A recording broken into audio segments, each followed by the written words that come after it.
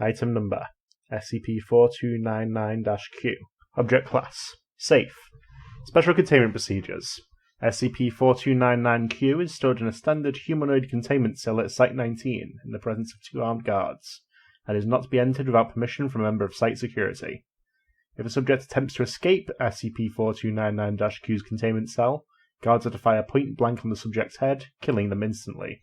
Description: SCP-4299-Q is a humanoid entity approximately 28 cm tall, composed of human DNA and protein composites.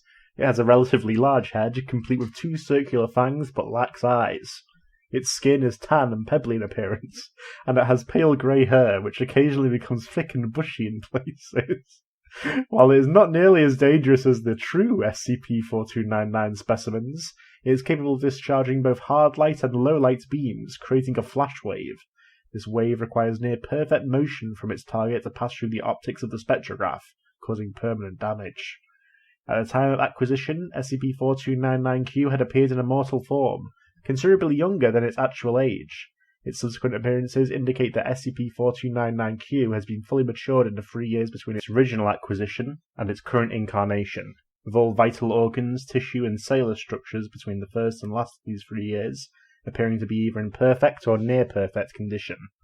History: SCP-4299-Q was discovered by Agent Christina Pagano, an agent assigned to the NASA National Aeronautics and Space Administration Meteoroid Environment Office, during a routine investigation into reports of a meteorite falling from the stratosphere. A sustained assault by Agent Camille D. Francis against SCP-4299-Q's exterior damaged the anomalous effects of SCP-4299, resulting in the destruction of the object. Addendum: in 2001, SCP-4299-A was recovered by NASA National Aeronautics and Space Administration. Addendum: on 11/09/2001, Agent Christina Pagano was attacked by an unknown entity while on duty. The entity possessed the body of Agent Pagano until it was placed in St. Joseph Hospital. Dr. Sugar met with Nick St. John, the artist of a card of the unknown creature.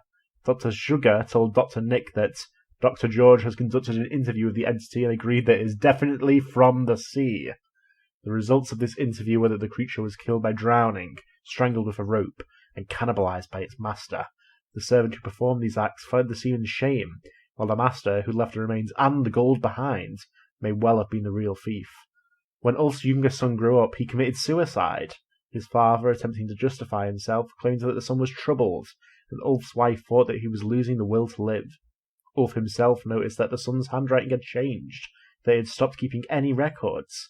He even disappeared from Ulf's accounts and started making life difficult for the man's sons. Ulf's family started to keep watch over Ulf so he could remain a spectator on the outside.